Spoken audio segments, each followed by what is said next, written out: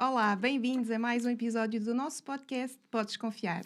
Um podcast cujo objetivo é desmistificar a contratação de serviços e hoje tenho o prazer e a honra de ter comigo a Sofia Vilhena. A Sofia é consultora de recrutamento e seleção. Muito bom dia e bem-vinda. Olá, bom dia, obrigada pelo convite, Ana, antes de mais. Sim, sou consultora de recursos humanos, profissional de RH, sim. Muito bem. Então, vamos começar desde já com o que é isso, ser consultora de recrutamento e seleção. Bom, então, em primeiro lugar, é importante esclarecer que uma consultora de recursos humanos, de recrutamento e seleção especificamente, é uma empresa que presta um serviço, a outras empresas que precisam de recrutar alguém, precisam de colocar pessoas nas empresas e precisam de alguém que o faça. De preferência rápido, bem e de preferência a um preço simpático, que isso é sempre o que se queixam, mas depois nós agregamos imenso valor, portanto o preço é uma questão que é muito subjetiva, na minha opinião, mas sim. Bem. E qualquer pessoa pode trabalhar nesta área? Olha, eu diria-te de duas formas, sim e não. Porquê? Porque o ideal é que seja alguém das áreas da psicologia, alguém das áreas dos recursos humanos, no entanto, pela formação e pelo know-how, pela capacidade de decifrar o comportamento humano e perceber se é o perfil mais adequado. No entanto, isso também se ensina e isso aprende-se. E eu dou muito mais valor à capacidade e à perspicácia que a pessoa tem de identificar e de fazer um match entre aquilo que eu acredito que a pessoa deve ter e a vaga que o cliente procura, do que propriamente a sua formação. Até porque me estaria a negar, porque eu sou geóloga de base. Ok. Portanto, eu só entrei nos recursos humanos bem mais tarde. Portanto, eu diria que quase 15 anos depois de ter entrado na universidade é que eu fui estudar recursos humanos porque percebi que era o caminho que me fazia sentido. Portanto, também me estaria a renegar. Mas também tens uma formação, então, nesta área? Tenho, na altura que decidi ingressar na área de recursos humanos, que foi em 2012, decidi ir fazer uma formação técnica de recrutamento, técnica de análise de cargos e salários, bem completa de recursos humanos, prática e técnica. E depois, quando terminei, é que fui fazer o Master em Direção e Gestão de Recursos Humanos, porque percebi que se não tivesse isso, era mais desafiante ser aceite no mercado. Ok. E também me deu conhecimentos e outras perspectivas sobre o RH, como é óbvio. Claro. Então, quais são as dicas? Como é que nós podemos escolher uma consultora RH? O que é que nós temos que estar atentos? Olha, em primeiro que tudo, eu tenho que perceber o que é que eu quero, o que é que me faz falta para o meu negócio. Que tipo de posições. Se eu quero alguém para recrutar, e se estamos a falar especificamente do recrutamento, eu preciso ter consciência de que o que é que eu quero no meu negócio. E o que eu sinto muitas vezes dos nossos clientes é que não sabem bem o que é que querem. Ok. Então nós temos que fazer um bocadinho também esse aconselhamento e ter liberdade para dizer, olha, se calhar não é bem esta posição, é aquela. Será que não tem internamente e não precisa antes de outro tipo de posição? Nós fazemos esse trabalho. Não sei se todas as consultoras fazem, mas nós fazemos. E uma dica que é importante é, além disso, perceber qual é o budget que eu tenho para a posição que eu quero contratar, qual é o intervalo salarial. Já tenho a descrição da função? Não tenho. Então tenho que, nem que seja no ChatGPT, tentar ver, fazer um job description, qual é a vaga, o que é que vai fazer, com quem é que vai trabalhar, a quem é que vai responder. Isso é muito importante antes de contratar uma consultora, porque normalmente quando chegam até nós, a grande maioria, posso dizer 90% dos nossos clientes não têm isso feito. Ok. Então nós Não tinha essa ideia. temos que ajudar e fazer. Estamos a falar essencialmente, os nossos clientes, no nosso trabalho específico, são PMEs. Ok. Portanto, que vão desde microempresas a médias empresas até empresas com 250 colaboradores. Portanto, temos aqui um range que é a maior parte do tecido empresarial português. Pois. E a nível de consultoras, eu percebi que há dois tipos, a generalista e a especializada. Sim. Podes dizer qual é a diferença entre uma e outra, faz Claro. favor?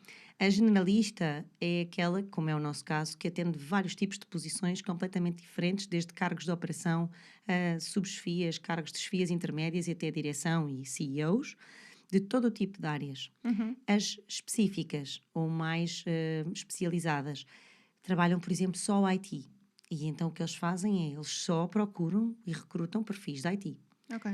E então eles só têm pessoas que entendem desse mundo, conhecem toda a gente que está no mercado do IT, em Portugal, no estrangeiro, depende de onde estão a recrutar, e acabam por conseguir, muitas das vezes, ter de ser mais rápidos. O que acontece é que só fazem aquele género de negócio, não é? Sim. Portanto, estão especialistas. É um nicho. É um nicho. Ok. O que também pode ser interessante, mas pode ser limitador. Exato. Dependendo da sazonalidade do mercado. Embora o IT, falando aqui em IT, está em pleno, está descolado, não é? Sim. Está lá a vibrar bem alto. Sim. Então, e tu acabaste de dizer que és generalista, certo? Sim, nós Ok. fazemos vários tipos diferentes. Vou-te dar um exemplo, desde técnicos da AVAC, de ar-condicionados, ventilação, a direção de marketing, de contabilidade, de assistentes administrativos, engenheiros civis específicos de hidráulica, advogados, estágios para determinadas posições, marketing digital específico também temos feito, ainda agora preenchemos uma vaga muito recentemente. Técnicos de manutenção, muitas das vezes específicos de técnicos de frio, técnicos de manutenção industrial. Portanto, há um range enorme de possibilidades. Jornalistas, pessoas de copy, account manager de uma série de coisas. Portanto, dependendo do tipo de posição, assistentes administrativos para clínicas dentárias. Portanto, estou a dar aqui um exemplo de dependendo do negócio. O que para nós, vou-te dizer que é o que mais me anima. Pois. Porque cada vez que temos que recrutar um perfil desses, nós temos uma metodologia muito específica em que vamos ao cliente. Ainda agora estamos a recrutar um cliente para Beja. Ok. Eu fui um dia à Beja, especificamente, para conhecer o cliente. Para conhecer o escritório, para conhecer quem lá está a trabalhar, para sentir como é que é trabalhar lá. Porque não é a mesma coisa, nós não mandamos currículos, nós mandamos perfis que fazem um match com quem lá está. Portanto, isso para nós é essencial e eu não abro mão disso.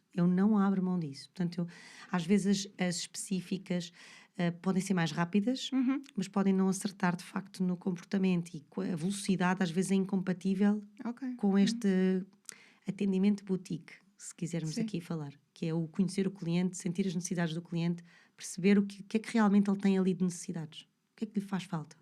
Isso para nós é muito importante. Muito bem. Eu esqueci-me de perguntar, estás há quanto tempo nesse mercado? Desde 2012. Portanto, foi 2012, quando entrei nessa área e a primeira porta que se abriu foi numa empresa que eu estava a trabalhar como assistente executiva do CEO. E o RH ia sair, era uma empresa de 27, 30 colaboradores, e eu pedi, posso também tomar conta do RH porque o RH vai sair? Perguntam, mas o que é que você percebe de RH? E eu disse, olha, nada, mas eu vou fazer este curso, eu não espero que você me aumente o salário, mas dê-me uma oportunidade. Se daqui a 3 meses não correr bem, podem pôr alguém no meu lugar. Pronto, e fiquei lá 3 anos, portanto acho que correu bem. Muito bem, parabéns. Que correu bem. E a To Improve foi criada em que ano? Foi criada em 2019, foi um ano incrível para criar empresas. Foi. E como é que uma empresa se consegue posicionar no mercado? Que acredito que haja bastante concorrência. Olha, eu acredito que temos que, primeiro que tudo, perceber qual é que é o nosso nicho de mercado, quem são os cestinhas onde podemos apostar e depositar os nossos ovinhos. E também existe, e eu tenho uma visão um bocadinho mais abrangente do networking. Eu acredito muito no poder do networking, de começar, e sei que quando fazemos um bom trabalho as pessoas acabam depois por nos referenciar, não é? E depois as coisas vão acontecendo naturalmente. É claro que nunca se deve descuidar o digital, nunca se deve descuidar, não é? Aquela loja virtual que existe, as campanhas e tudo o resto, mas começámos essencialmente assim. Ok. E quantas pessoas tens na tua equipa? Hoje somos 3, temos alguns freelancers, quando as coisas apertam, que utilizamos tanto nas áreas de formação, entre as áreas de RH que temos, mas no recrutamento somos só 3. Ok. Portanto, temos 3 e muitas das vezes somos poucas para a quantidade de trabalho que temos, sim. E tu dirias que elas todas têm, se calhar, um perfil específico? Sim. Ok. Nós temos na empresa uma profissional de RH mesmo, especializada em RH, que é formada em gestão de empresas com especialidade em recursos humanos e que fez agora um mestrado em RH. E tem uma psicóloga organizacional, que é formada em psicologia e que se especializou em psicologia organizacional. Muito e depois bem. estou eu como geóloga que me especializei em recursos humanos. Ou seja, todos estes perfis acabam por aqui também dar uma boa dinâmica e completa, não é? Sim, na verdade completamos-nos e temos a habilidade de discutir muito antes de preencher uma posição. Ok. Sim. Acreditas, Pois é importante. Sim. Para bater bola um bocadinho, olha, eu conheço melhor o cliente acho que prefere este tipo de perfis, tem mais tendência para isto, o cliente não gosta tanto disto, mas este candidato é bom, então vamos mandar junto com outros, pode ser que ele se deslimite, se ele tira esta crença, porque muitas das vezes acontece. Pois. Então, antes de passarmos aqui a uma parte mais mais séria, diria eu, antes de passarmos então ao contrato, queria só perceber aqui o passo a passo, a partir do momento que és contactado por uma empresa até a contratação efetiva do perfil. Podes... Resumidamente, Sim. sim. Então, normalmente as pessoas contactam-nos, seja por e-mail, redes sociais ou telefone, a pedirem um pedido de orçamento para proposta, dizem-nos as suas dores. Ok. Aí também já sentimos um bocadinho o perfil, depois nós fazemos a proposta, enviamos, é contratado. A partir do momento que é adjudicado o processo, nós temos um procedimento padrão que não sei se as outras consultoras todas o fazem, eu acredito que não, mas o nosso passa por avaliar o perfil comportamental do líder que vai liderar o candidato. Ok, boa. Porquê? Porque para nós é importante este match de equilíbrio.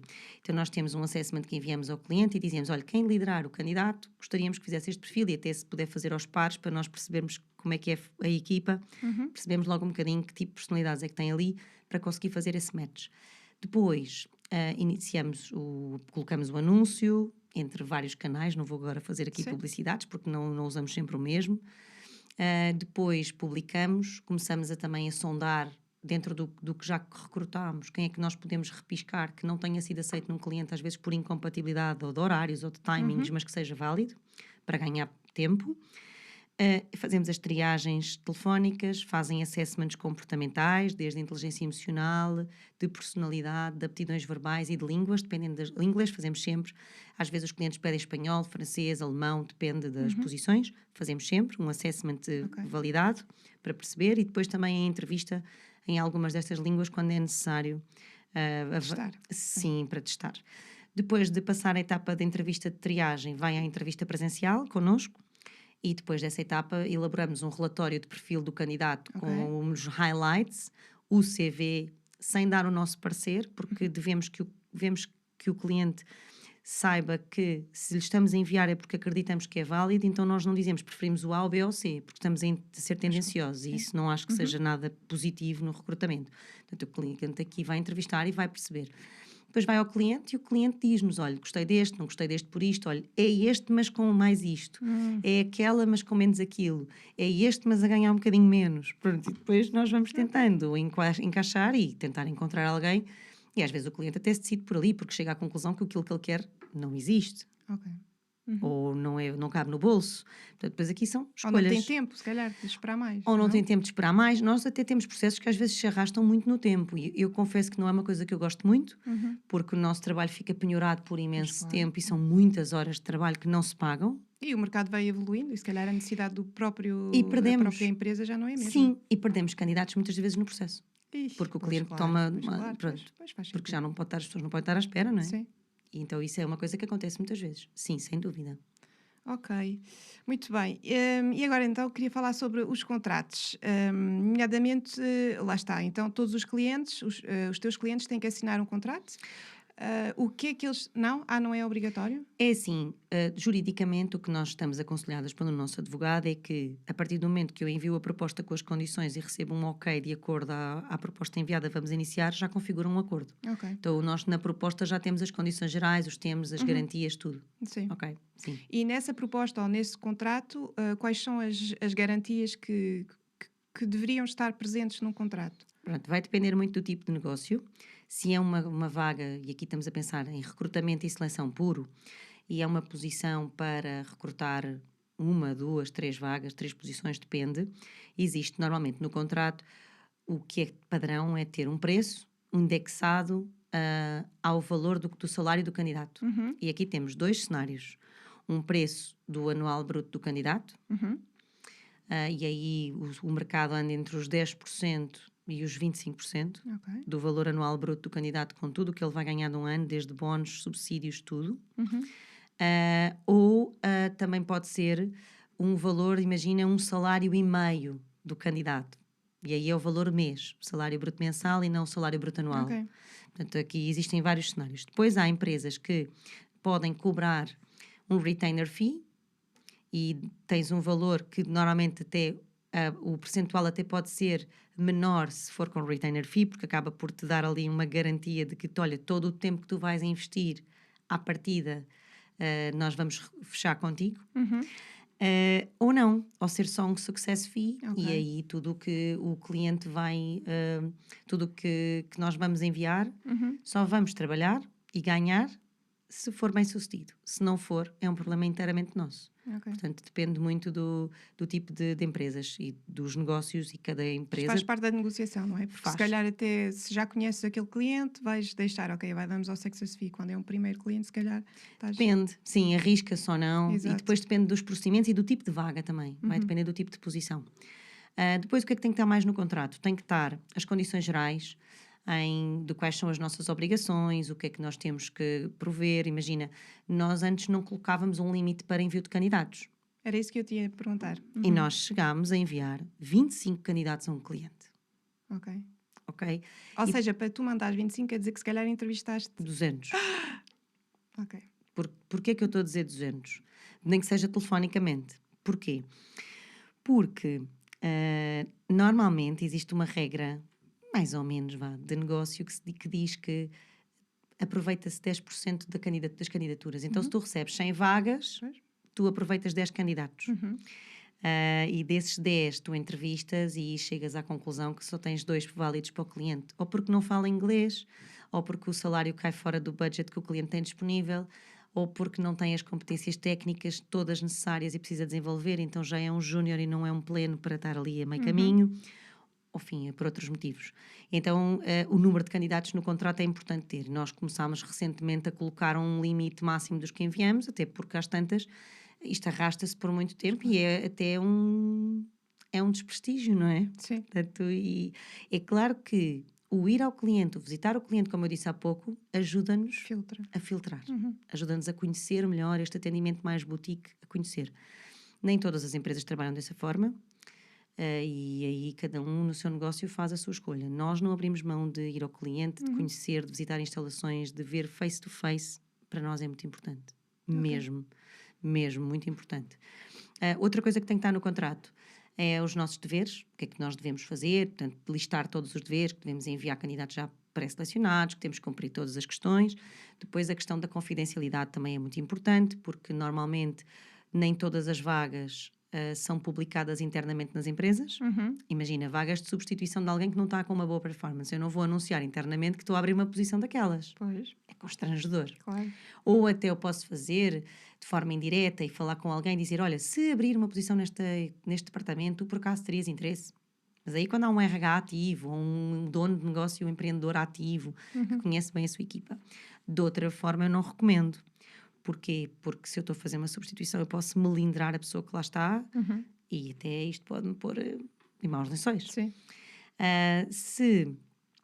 Se a vaga é abertamente conhecida, é uma posição nova ou é alguém que já saiu e que se precisa pôr, eu sou super a favor de primeiro anunciarem internamente e perguntarem se alguém tem interesse e que se candidate pois. num Sim, tempo claro. X para se avaliar. Se não for viável internamente, e explicar os motivos aos colaboradores porque é que não foram aceitos, o que é que têm que melhorar, aí sim ir buscar fora. E portanto, então aí a confidencialidade nossa é muito importante, desde não falar com ninguém em jantares de amigos que estamos a recrutar para este e para aquele. E eu estou sempre a dizer isto, estou sempre a fazer estas lavagens na Mas empresa. porquê? Porque imagina que tu estás na mesa com alguém que conhece alguém nessa empresa, mas estão a recrutar para lá. O mundo é uma ervilha. Pois. Então é melhor não. Ok. Pois. E isso faz parte da nossa confidencialidade, o que ali falamos ali fica em sede de trabalho, portanto não se leva e traz clientes que estamos a trabalhar. Uma coisa é um processo de desenvolvimento e que podemos publicar. Agora, publicações de vagas, estamos a recrutar para a empresa XPTO, se a empresa quiser sim, e aí é uma decisão da empresa, essa disponibilidade, de visibilidade.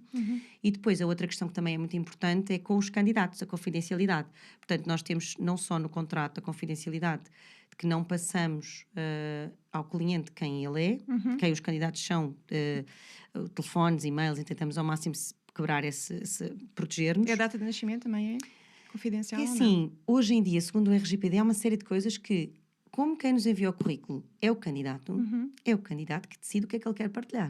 Ok. Ok? Mas faz muita diferença a data de nascimento, não é? Nós colocamos, mas há países onde não se pode perguntar. Por exemplo, em Portugal não é uma prática comum ocultar. Nós perguntamos, e há várias formas de o fazer. Nós não perguntamos às vezes diretamente. Muitos têm no currículo até a morada e o número da porta, que eu também não recomendo. Sim. Mas a maior parte das pessoas não sabe fazer currículos, porque na escola não te ensinam, na faculdade não te ensinam. Ainda não sabem fazer Tu chegas ao currículos. mercado de trabalho, nós recebemos toda uma panóplia de currículos que são... Eu posso-te contar uma história em 30 segundos de um currículo que eu recebi, com 96 páginas, e que eu pensei, meu Deus! E então o que era? Vou desmistificar. Ai, meu Deus. Podes-te rir, porque é Era o verdade. diário. Não!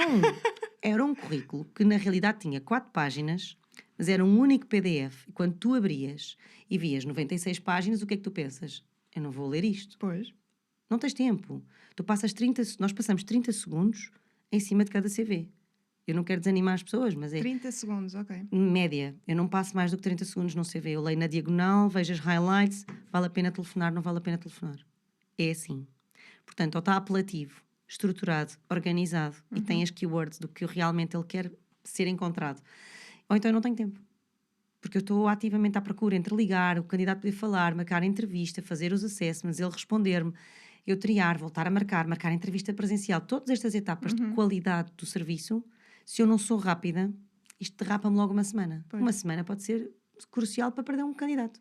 Então, o teu conselho para os candidatos é, se calhar, é ser sucinto, é escrever, pronto, colocar Não palavras-chave. precisas escrever tudo não precisas escrever tudo. E nas redes sociais profissionais, terem lá o seu perfil Ok. organizadinho, não dando, fazendo aqui publicidades, mas tendo lá o perfil organizado, é uma recomendação que faço.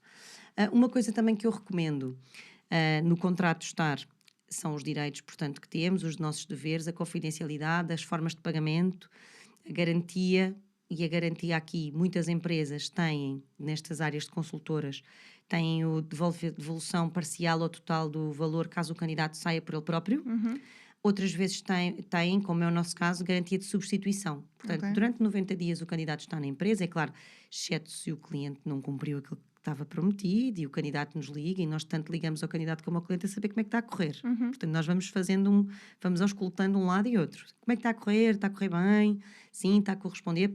Já tivemos um caso em que nos ligaram no dia 89 da garantia, estava tudo a correr bem, de ambas as partes, diziam todos que sim.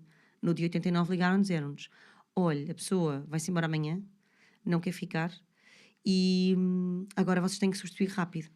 Como assim rápido? Pronto, é isso. E foi um desatino, porque eu ser avisada ao Pois. dia 89 que afinal a pessoa não ia ficar e não tinha corrido bem, eu disse, mas nós fomos falando ao longo destes 3 meses e estava tudo bem, o que é que mudou?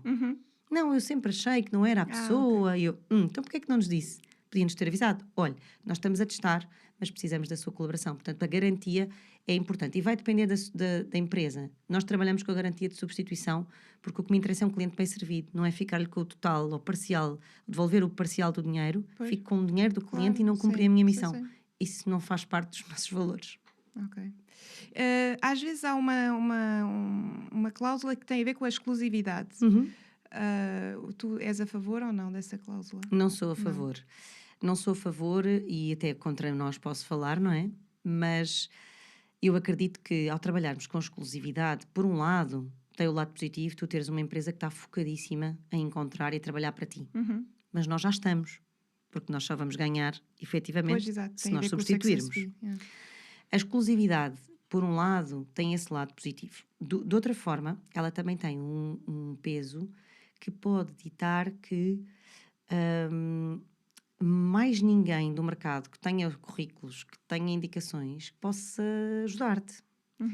E isso também se paga, ou seja, tu ficas fechado Pois. àquele negócio. O que também pode ter um lado muito negativo, tu teres a mesma vaga anunciada por 4 empresas e tu achas que te candidataste Pois. a 4 posições e ao fazeres isso, o que acontece muitas vezes é tu envias para o cliente, não, esse eu já recebi porque o seu colega da empresa XPTO também já me enviou. E nós, ok, Isso acontece muitas vezes. Acontece algumas, não muitas, posso dizer que não Ok. muitas, mas já me aconteceu algumas vezes. Já me aconteceu também casos de dizerem, olha, nós estamos a trabalhar com várias empresas, o que for mais rápido e melhor é o que nós com quem fechamos. Naturalmente, Sim. toda a gente. A exclusividade, por um lado, pode ser positiva, por outro lado, pode ser negativa. Nós não trabalhamos com exclusividade, mas nós sabemos que se cobrarmos um retainer fee, é um making off de uma exclusividade. Porque acaba por o cliente pensa, se eu já investi aqui dinheiro, Pois. E as pessoas estão a trabalhar para mim, estão a patrocinar vagas em plataformas digitais específicas de emprego. Então, à partida, elas estão a dar tudo por tudo. E estamos. Estamos. Sim. Portanto, acaba por ser um bocadinho por aí. Sim. Ok, muito bem. E agora, queria falar contigo sobre os desafios da tua área. O que é que tu achas na parte do recrutamento? Olha, desafios atuais. Alguma escassez de pessoas qualificadas para a maioria das posições que estão em aberto.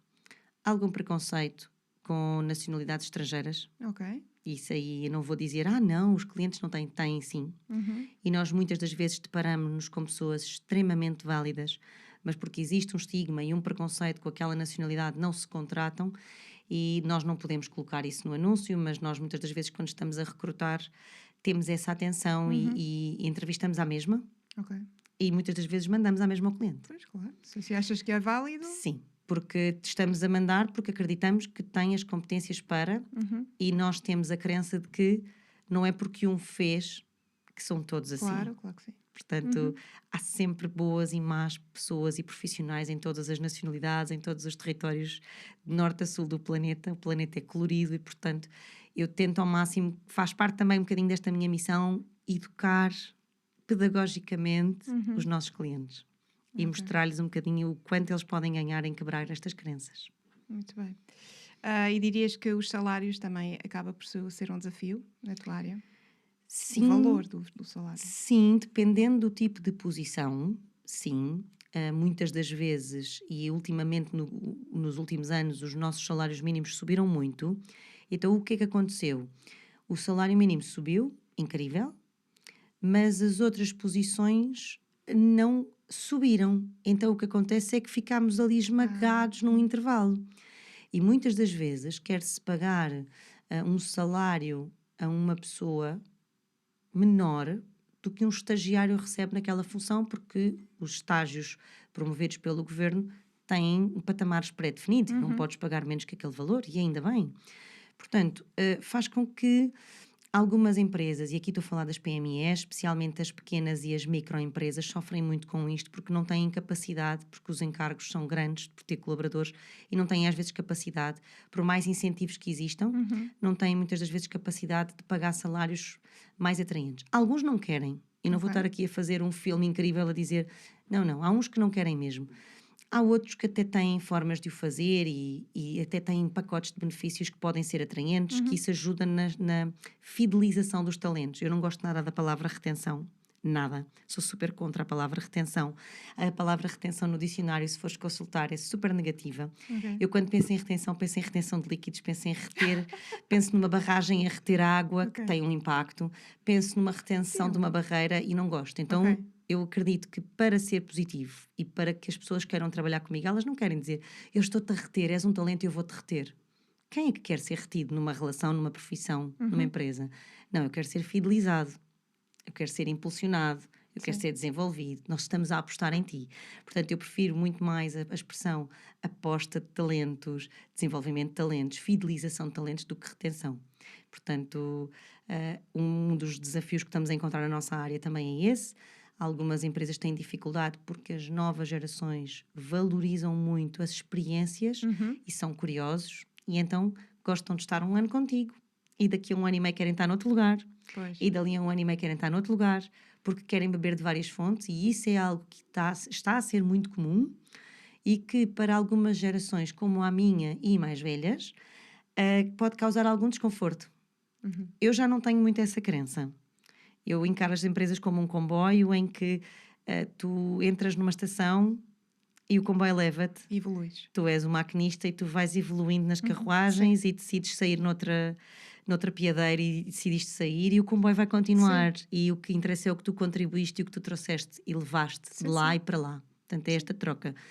Mas às vezes são pessoas que fazem muita falta, não é? Mas eu acho que se as pessoas forem bem tratadas, bem fidelizadas, bem desenvolvidas... é sempre positiva a participação das pessoas nos negócios. Portanto, é uma questão de encarar e depende do mindset dos empresários, dos líderes e dos profissionais de recursos humanos que estão nas empresas, não é? Ou seja, estás a dizer que agora os jovens não querem ser fidelizados, não é? Não, nem gostam, sentem-se presos. Mas isso é positivo para ti. Isto é positivo, eu acho que isto é super positivo. Mas até para a dinâmica da tua área. Para a minha área, sim, é verdade, é um doce problema. Por outro lado, quando são curtos períodos, e aqui estamos a falar, imagina, 3, 6 meses, eu já acho too much. Pois. Mas Sim. um ano e meio, 2, é normal. Uhum. Eu não vejo isso como um problema, eu vejo isso como uma coisa normal das Sim. gerações. É uma nova tendência E do temos que mercado. aceitar. Sim, porque quanto mais depressa aceitarmos... Sim, mas há aqui um custo de... Então não é não há. porque a empresa está... Há um learning curve, não é? Ou seja, vamos dizer, E há agora um que já estás investimento. formado, vais-te embora. Também é Sim. bastante desafiante. E E é estás muito a falar comum. de PMEs, não é? As PMEs ainda por cima, os Sim. recursos também não são enormes. Não são. E acaba por ser também... Acredito que seja frustrante também. Isso, É. Se calhar até não queria dizer isso, mas se calhar põe a causa o trabalho das consultoras de RH, porque acabam por pensar, se calhar não era o perfil. Aqui eu já desconfio um bocadinho, porque, vou-te dizer, porque o nosso trabalho, muitas das vezes, ele é feito para substituir alguém ou para pôr alguém numa posição nova e nós somos verdadeiros no que fazemos. A grande questão aqui é, será que a pessoa que lá está na empresa fidelizou aquele colaborador? Pois sim, claro, Nós não estamos lá. Temos sempre dos dois lados. E nós fazemos sempre, quando sabemos que a pessoa saiu, nós ligamos para a pessoa e perguntamos e também ouvimos. E recomendamos aos nossos clientes, sempre que uma pessoa saia, façam uma entrevista de saída. Boa. Perguntem Sim. porque é que quer mesmo sair. Isso é uma boa dica. Agora, vamos passar aqui a uma rúbrica que eu chamo Perguntas Frequentes. O que é isso? Eu vou-te, então, colocar algumas perguntas e vou-te pedir que sejas sucinta na resposta. Combinado. Ok? Muito bem. Vamos a isso. Atualmente, as empresas contratam com ou sem termo em Portugal? Em geral? Olha, depende. A maioria com termo, Com termo, ok. contratos de 6 meses, 1 ano, mas também está a ser uma prática muito comum sem termo porque acaba por ser um benefício tu entras num contrato sem termo. E há alguns incentivos do governo atualmente que promovem o contrato sem termo. Portanto, temos dos dois, eu diria 50-50. Mas também é um Depende risco. das funções. Está muito atrelado a funções. Se forem funções de gestão, de supervisão, é muito comum níveis de chefias intermédias e superiores, sem termo. Sem termo. Cargos operacionais, com termo. Ok. Isso é mais comum. Muito bem. Há áreas com muita procura atualmente? Há áreas com muita procura e há áreas com muita escassez. Áreas com muita procura, IT, engenharias, cursos técnicos profissionais. Há muita carência de eletricistas, de técnicos de manutenção, muita carência. Há escolas profissionais ótimas em Portugal e há muitas vagas por preencher destas áreas, muita escassez.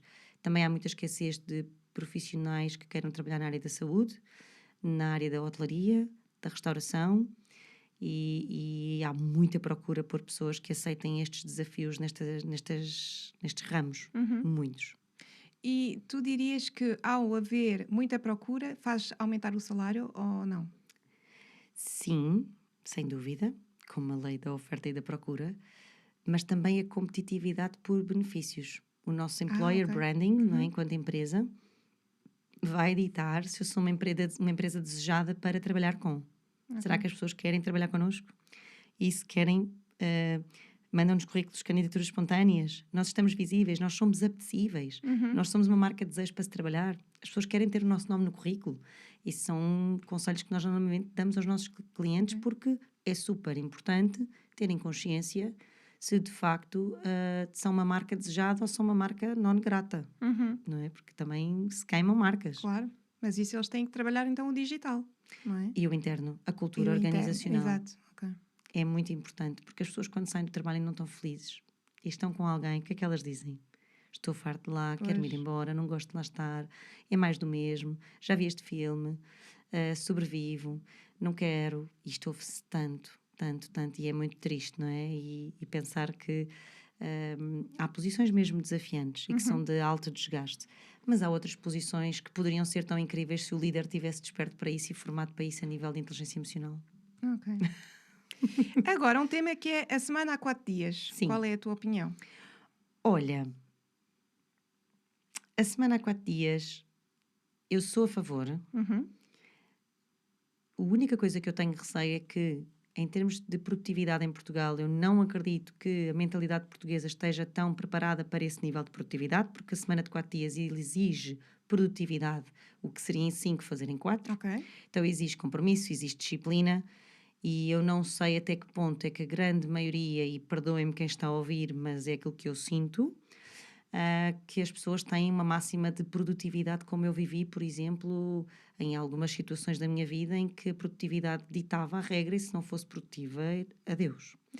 E isso em alguns países fora é muito tido em consideração. Eu acredito que é muito mais fácil de implementar em países que encaram o trabalho como uma forma produtiva e não como uma forma desorganizada e que chega e que vai tomar café e que depois chega e vai beber não sei o quê e depois chega e vai fumar. Eu não tenho nada contra. Eu acho ótimo as pessoas fazerem pausas. Aliás, sou super a favor daqueles 5 minutinhos de que corta o filtro, vai apanhar ar e volta. Mas eu acredito que a produtividade está muito... tem que se ensinar e está muito engessada ainda em Portugal. Eu sou a favor. Nós não temos clientes ainda de 4 dias e nós temos alguns conhecidos no mercado que já sabemos que estão a praticar isso, mas que também são negócios que têm turnos. Pois. E com turnos é mais fácil porque tu produzes 4 dias, mas o negócio não está parado. Exato. Então há quem assegure. Num negócio natural de segunda a sexta é mais desafiante. Pois. O que eu tenho visto é que é mais, se calhar, para os ITs, que está a ser...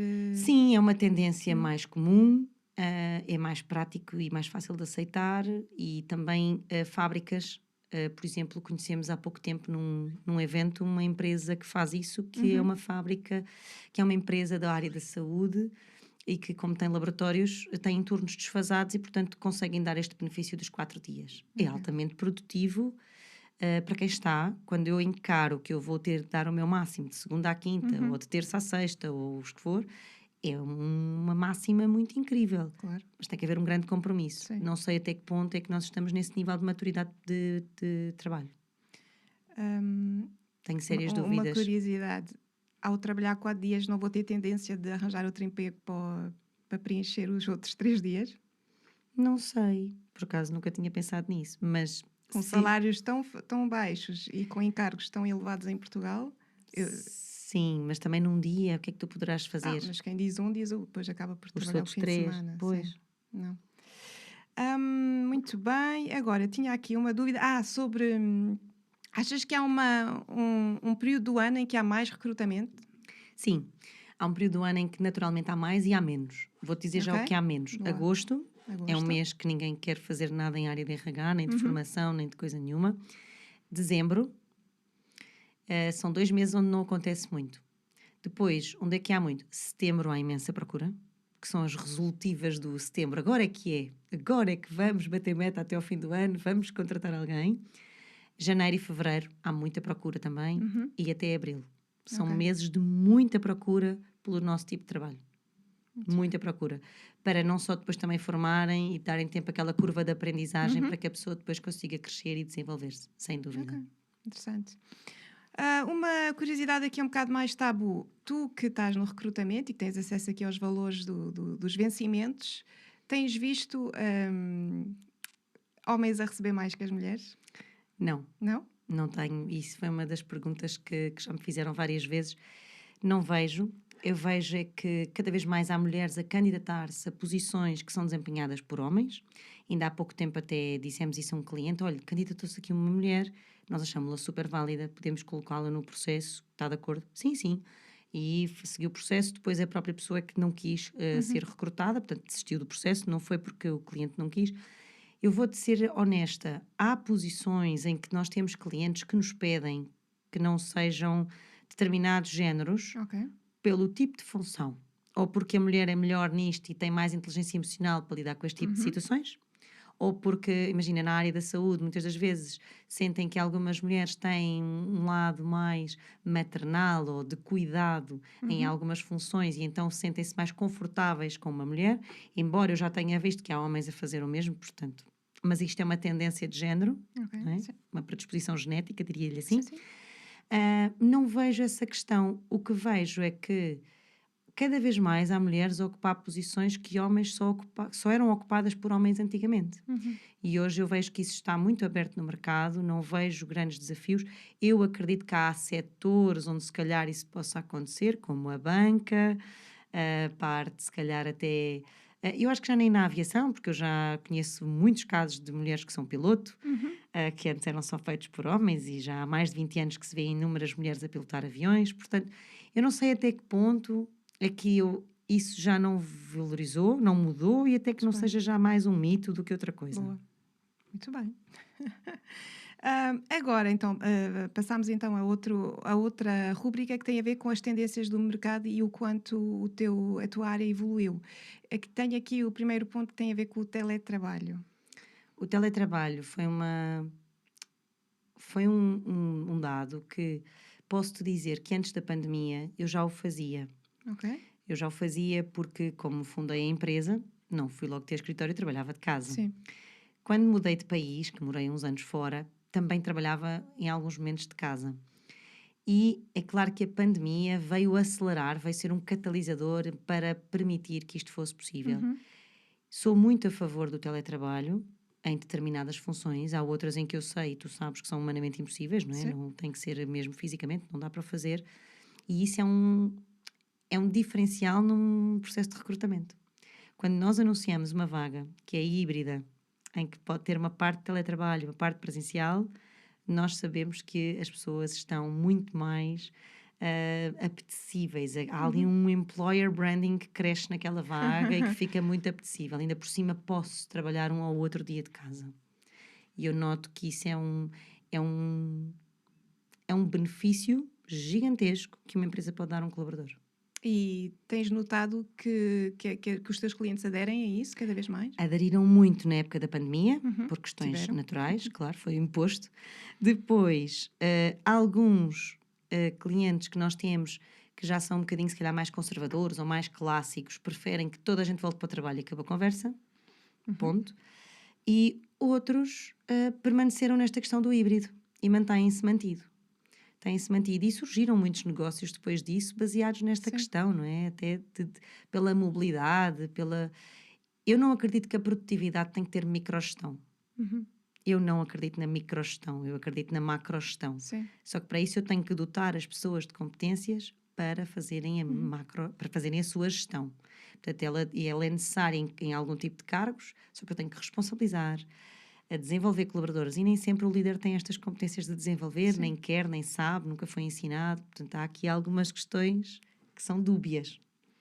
A verdade é que me faz um bocado de confusão um estudante que acaba de ser, então, tirou o curso e vai para uma empresa, não é?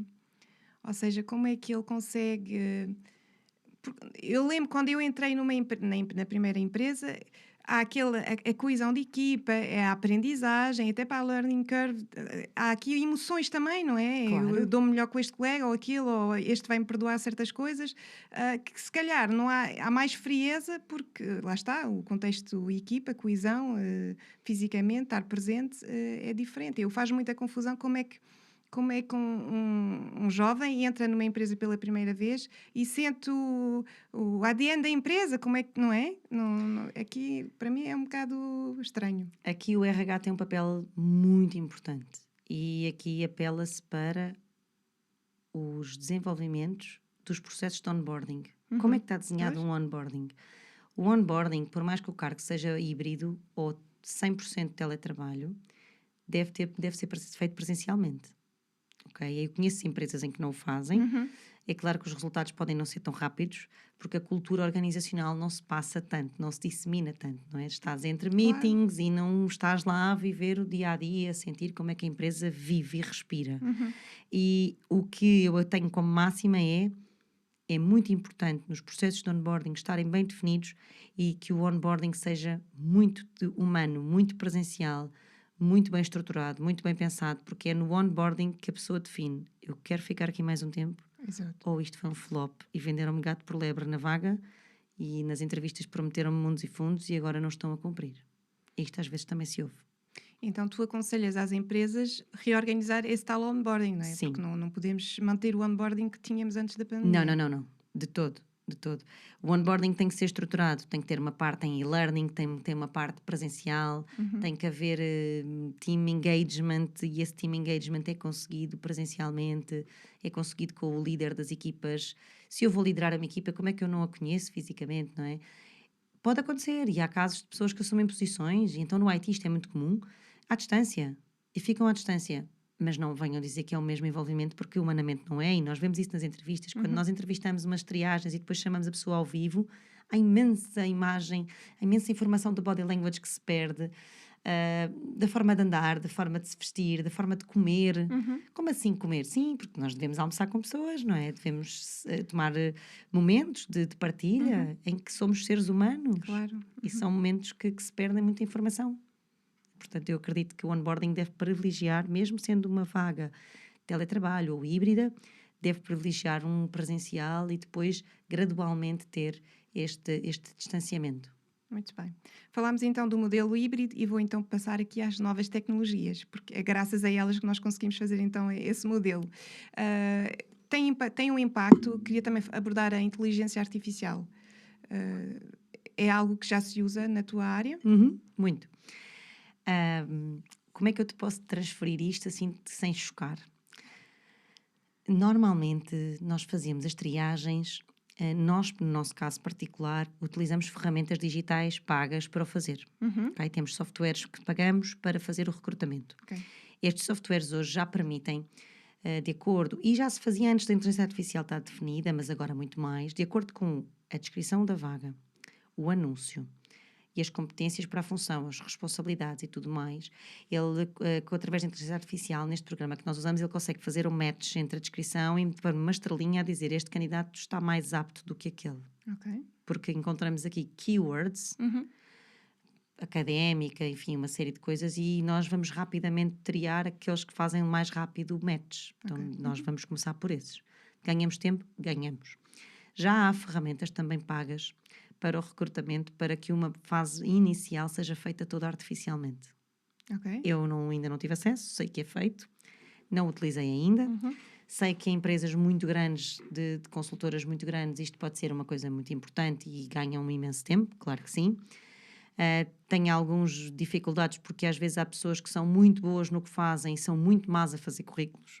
E então, se for só analisado o currículo, estamos aqui a perder bons profissionais, porque às vezes um excelente profissional, vou dar um exemplo, um excelente profissional de cozinha não faz um bom currículo. Certo, sim. Não é o know-how dele, ele é bom na cozinha. Então ele vai ter imensas lacunas no currículo e isto acontece imenso. Também recrutamos chefes de cozinha, cozinheiros de primeira, enfim, uma série de outras posições, chefes de sala. Deixa-me só perguntar, mas sendo assim, como é para chefe de cozinha, todos eles acabam por ter a mesma lacuna, não? É verdade. E então a inteligência artificial aqui deixa a desejar. Okay. Sim, portanto eu não posso confiar pois, tanto. Exato, sim, a máquina ainda não percebeu que... Eu tenho que ter esta sensibilidade que ainda não está na máquina. Okay. Mas, por outro lado, eu posso, numa entrevista, fazer uma comparação. Imagina, tenho-te a ti, mais 3 candidatos, fizemos a entrevista, fizemos-te as mesmas perguntas todas e escrevemos as tuas respostas. Escrevemos as tuas respostas, entrevistámos-te e pedimos à máquina: podes-me comparar estas 3 respostas deste currículo com base nestas e nestas responsabilidades e competências para esta função? Qual é o candidato mais adequado? E ele dá-nos a resposta.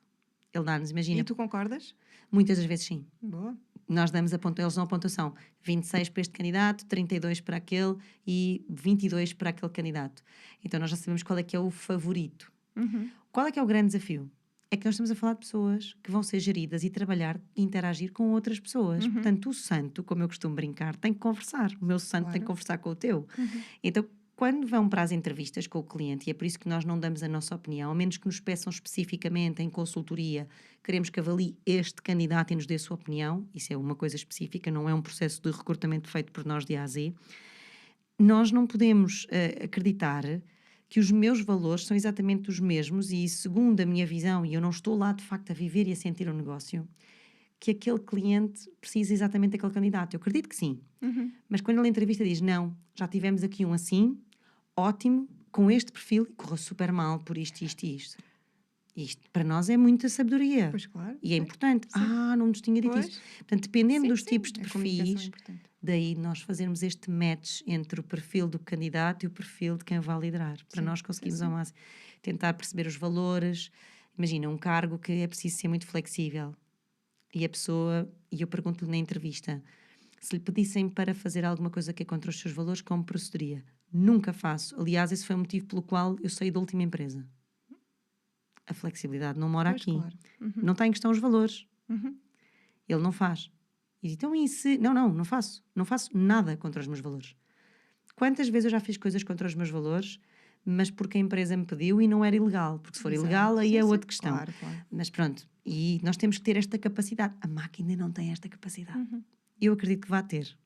Sim. Assustadoramente acredito que vai ter, mas para já ainda não somos substituíveis. Falámos então o uso de inteligência artificial para a seleção, mas eu, candidato, também posso fazer o meu CV graças à inteligência artificial. Sim.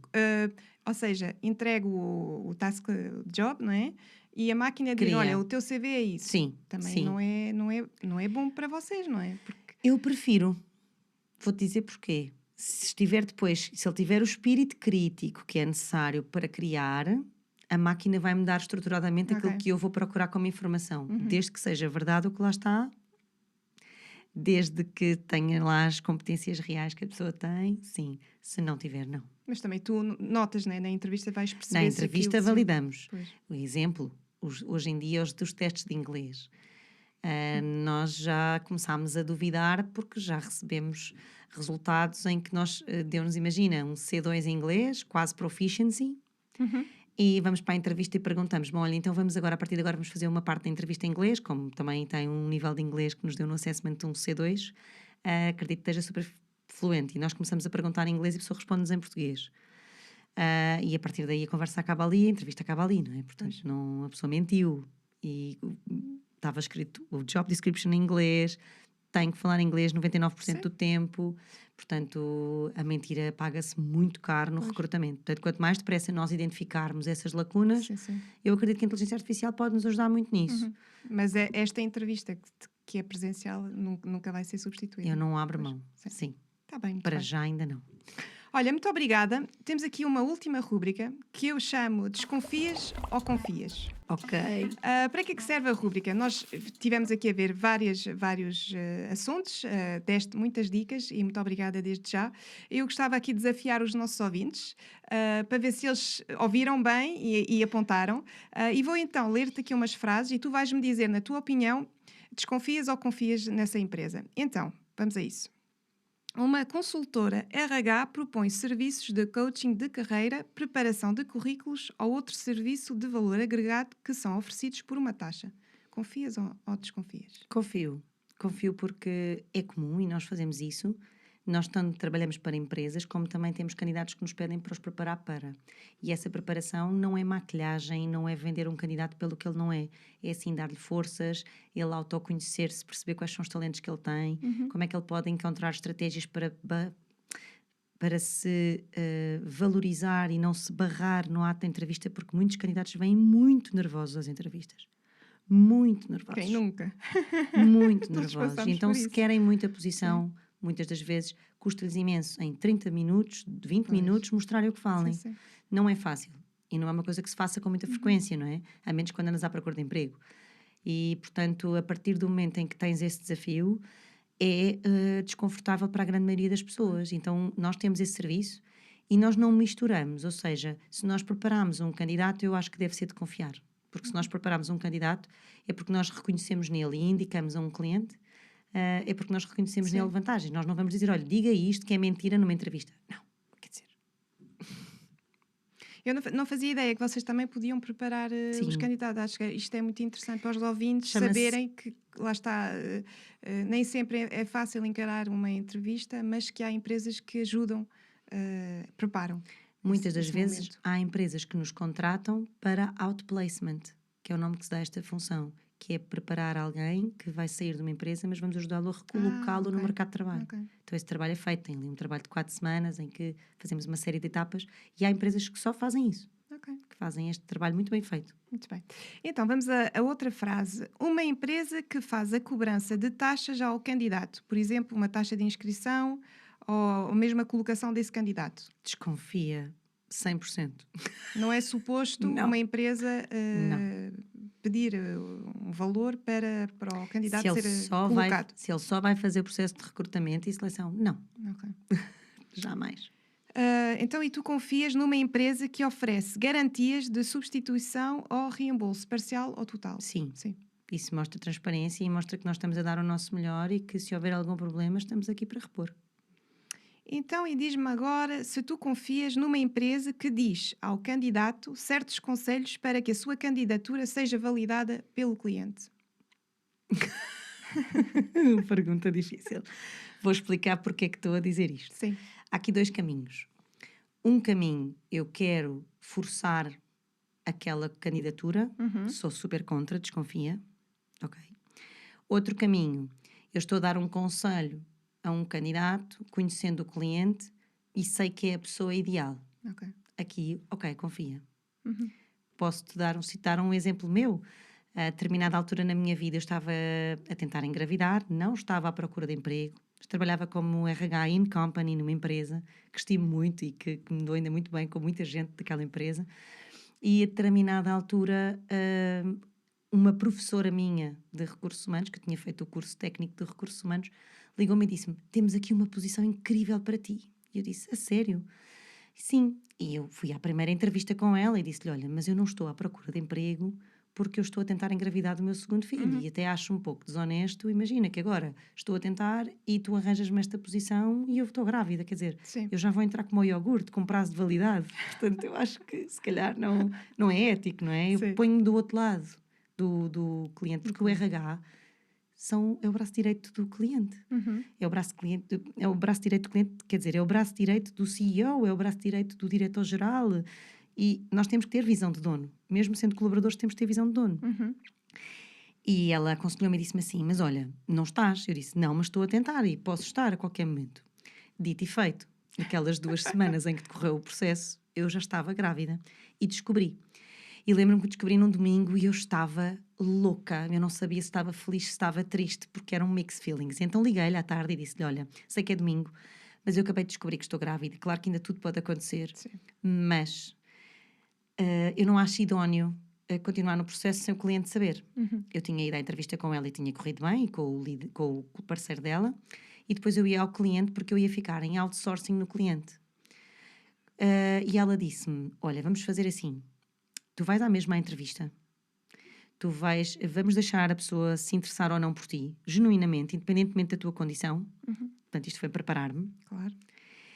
E depois, no dia a seguir, se a resposta da pessoa for queremos-te contratar, nós depois dizemos: olha, atenção que eu acabei de descobrir que estou grávida, mas agora a decisão é tua. Eu juro-te, foi muito desafiante ir àquela entrevista. Eu estava super nervosa, porque eu estava a omitir. Sim. Eu tinha acabado de descobrir algo que era super maravilhoso, que é descobrir que vou ser mãe novamente, e estava a omitir por um conselho de um recrutador.